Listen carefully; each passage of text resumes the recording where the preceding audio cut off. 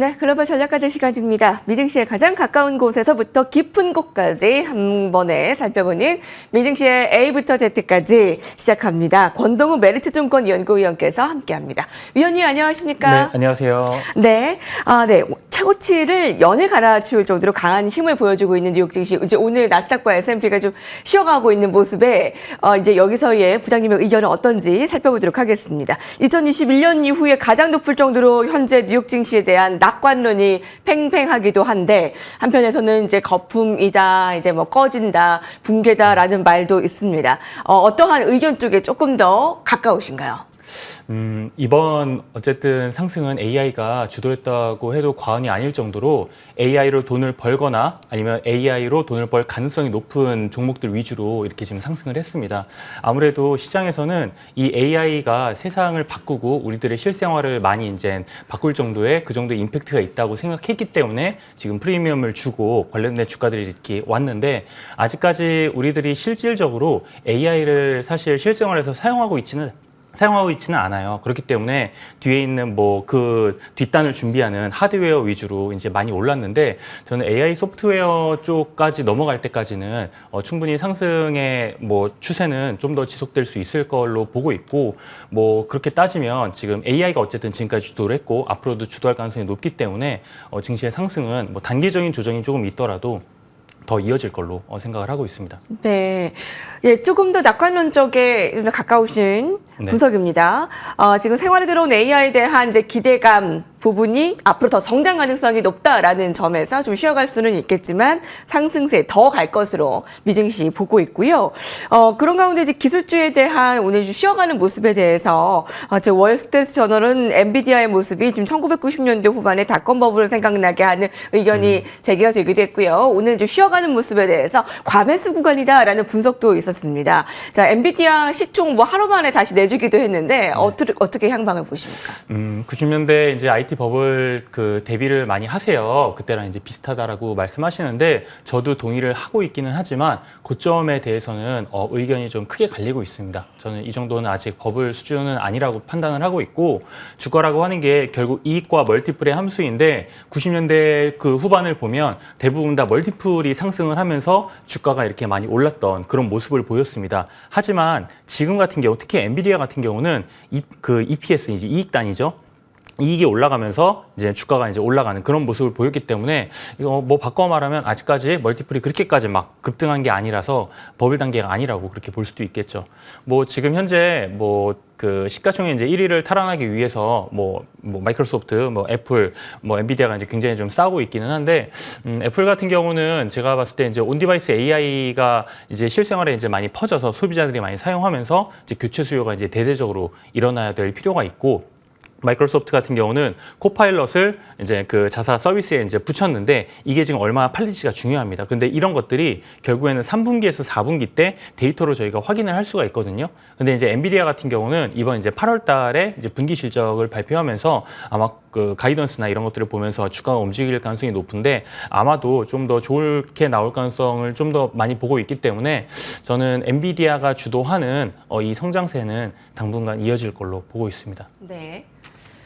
엔비디아가 주도하는 성장, 미증시의 상승은 더 이어질 것으로 예상을 하고 있습니다. 근데 뭐 제2의 엔비디아, 제3의 엔비디아, 그리고 이제 AI의 수혜주들 계속 나오고 있지 않습니까? 네네. 그 낙수 효과가 있는 것은 확실하겠지만 무분별하게 오르기 때문에 나오기 때문에 좀 옥석 가리기가 필요하다라는 분석도 있습니다. 실제로 단순히 AI만 외친다고 해서 계속 주가가 오르는 건 아니죠. 네. 시티그룹에서도 더 이상 이 부분은 통하지 않다라고 했는데 어떤 AI 수혜주들이 진짜 올랐고 아니면 좀 빠졌습니까? 작년에는 제가 봤을 때 AI에 대한 시장의 판단이 조금 불명확했던 것 같아요. 그렇기 때문에 AI 뭐 하겠다라고 하는 그 종목들이 전부 다 올랐었는데 이제는 AI로 실제로 돈을 벌거나 아니면 벌 가능성이 굉장히 높은 그런 기업들을 이제 시장에서 이제 추리기 시작했죠.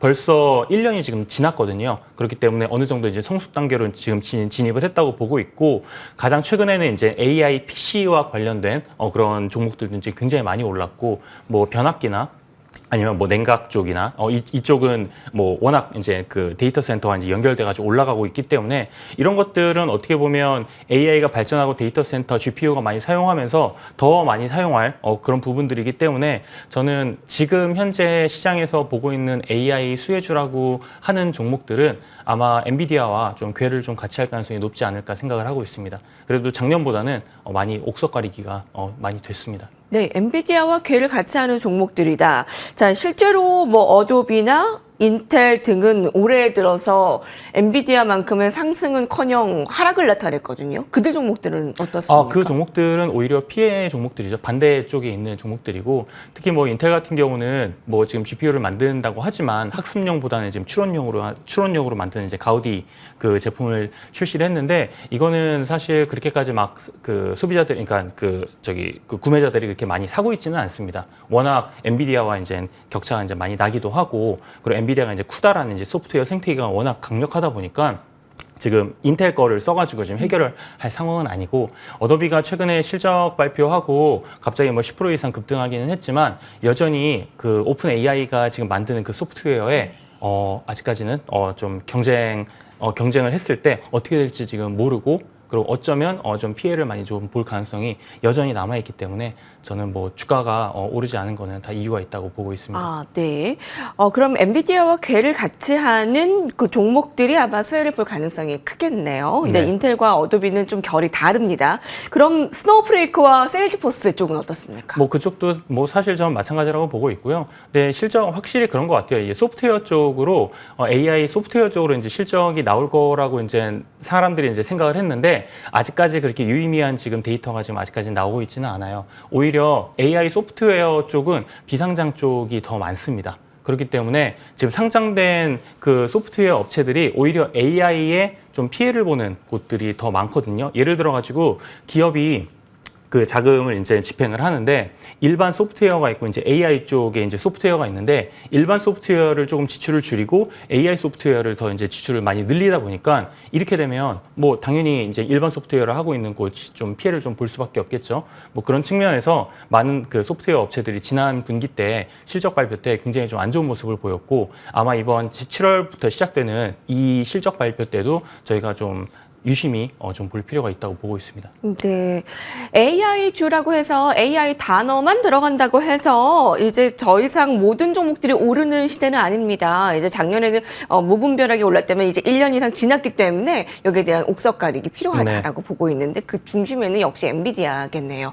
TSMC도 살펴볼까 하는데요. 세계 최대 파운드리 업체인 대만 TSMC 주가가 사상 최고치를 기록하면서 뉴욕 증시에서 이제 1조 클럽 입성을 앞두고 있습니다. 뭐 달성 가능할 것으로 보시죠? 네, 그렇죠. 뭐 네. 지금 주가에서 한 5%에서 10% 정도만 오르면 바로 달성이 가능합니다. 뭐 TSMC는 지금 뭐 엔비디아에서도 TSMC 그 가격을 이제 올리는 거에 이제 호응을 한다고 얘기를 했고 뭐 사실 엔비디아가 올리면 다른 업체들은 이제 가격 올릴 수밖에 없는데 또 최근에 또 올렸어요. 또 한 일주일 전에 이제 한 번 올렸고 아마 추가로 더 올릴 걸로 보고 있는데 저는 그렇게 생각을 합니다. 그 지금 그 Q를 더 이제 막 확장하기가 지금 힘든 상황이에요. 그런 상황에서 지금 가격을 지금 올린 거거든요. 그렇게 되면 이제 매출이 올라가는데 이 매출 올라가면서 이제 P 올라가면서 매출 올라갔을 때 이 매출 올라간 것만큼 바로 이익으로 다 떨어져요. 근데 이익으로 떨어지면 그게 EPS가 올라가는 효과가 있고 그 EPS가 올라가면 주가 상승에 바로 다이렉트 영향을 줄 수밖에 없습니다. 그렇기 때문에 TSMC 뭐 1조 달러를 넘어서 시총은 더 좀 많이 상승할 걸로 저는 보고 있습니다. TSMC에 대해서 좀 난관도 있던데요. 첨단 패키징 설비 확대 난관, 설비 용량 확대 차원에서 추진 중인 신규 공장 건립이 돌연 중단됐다라고 네. 하는 소식은 아마 1조 달러 클럽의 달성에 안 좋은 영향을 미칠 텐데 그럼에도 불구하고 1조 클럽에는 갈 것으로 보입니다. 그러면 삼성전자의 추격 기회가 좀 될 것으로 보이나요? 이 약제가? 사실은 그렇게까지 될 것 같지는 않아요. 아, 네. 네, 왜냐하면 잘 극복할 것이다. 예. 그렇죠. TSMC가 잘 극복할 것이다. 네. 그러니까 이번에도 뭐 하다가 공장 건립하다가 준비하다 이제 뭐 유적 나오고 해가지고 잠시 중단이 됐는데 그런 것들은 이제 단기 노이즈 정도로 보고 있고 핵심은 뭐냐면 삼성전자가 TSMC의 고객을 뺏어 올 수 있을 만한 기술력이 있어야 돼요. 압도적인 기술력이 있어야 돼요. 지금 다 TSMC로 고객들이 지금 전부 다 갔잖아요. 그러면 그 고객 입장에서는 TSMC에서 뭔가 하는 게 가장 베스트예요. 그런데 그럼에도 불구하고 삼성전자가 그 고객들을 갖고 오려면 가격으로 승부를 보는 게 아니에요. 기술력으로 승부를 봐야 되는데 아직 유의미한 데이터, 삼성이 더 앞서 있다는 데이터는 보지를 못하고 있습니다. 확인을 못하고 있고 사실 삼성전자 주가에 있어서는 가장 1순위는 HBM을 엔비디아에 납품하는 거. 네, 그게 1순위라고 보고 있습니다.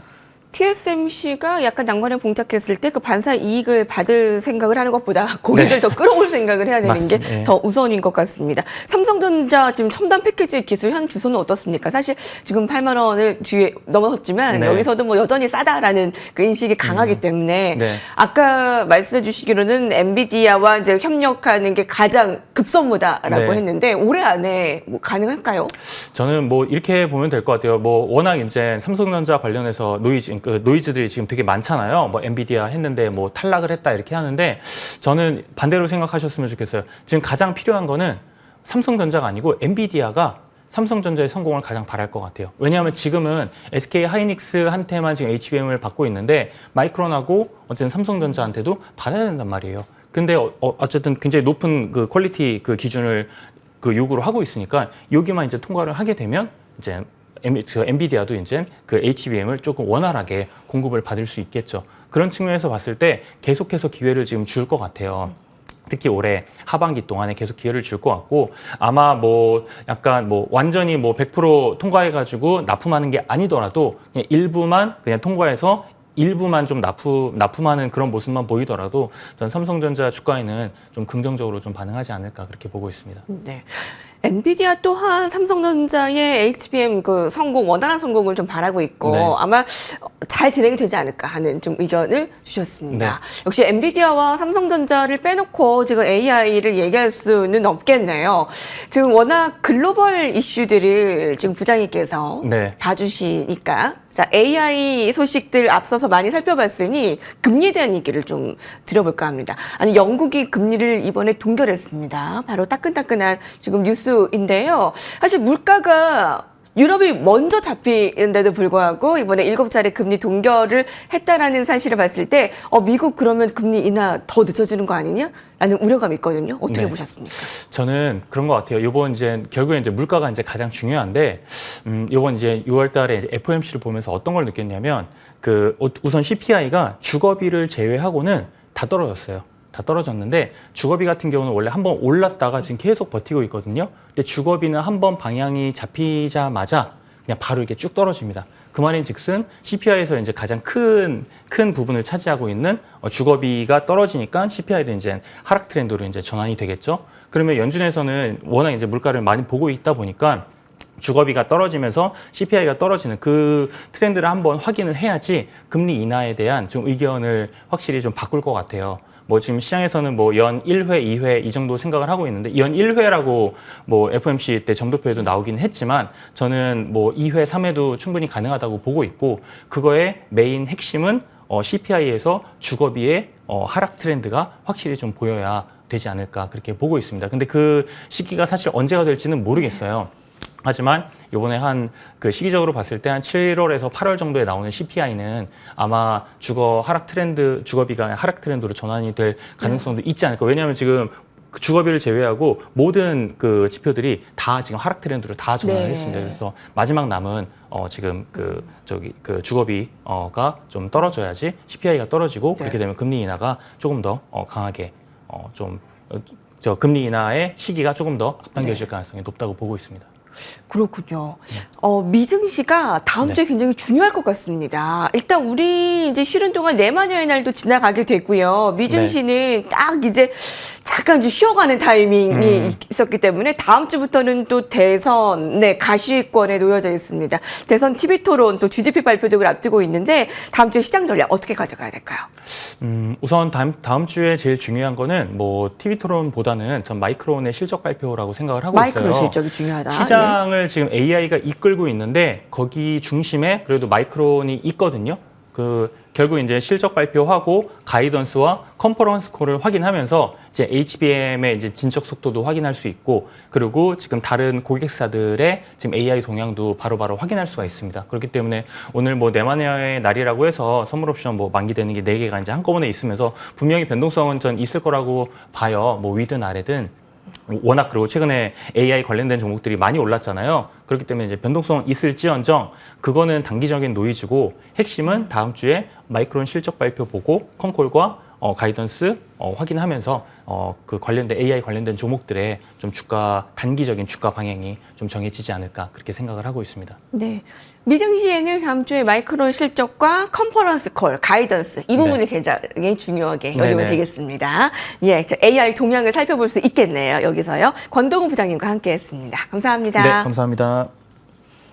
네, 오늘 엔비디아의 좀 급락과 오늘 미증시가 전강 후약 나타내면서 좀 잘 살펴보시기 바랍니다. 감사합니다.